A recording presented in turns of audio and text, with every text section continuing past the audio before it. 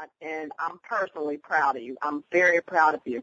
We stated earlier, as you said, that we're going to talk about some really real situations that saints may be going through right now as we speak. Many of our listeners, we're so grateful for them. They may be in any country right now. We speak to the world.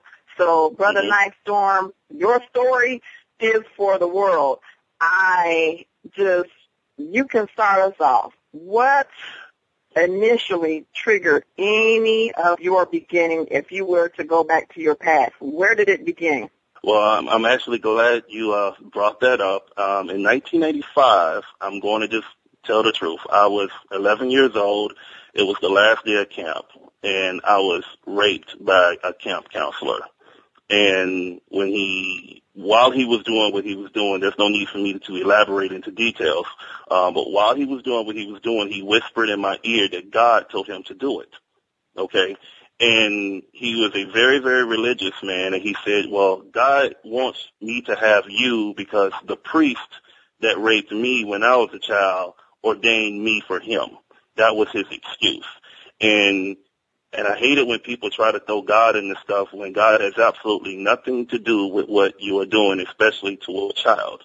But that one event tossed me into such a tirade where I went most of my young adult life hating God, hating anything religious, hating anything that has anything to do with the church simply because of this one man.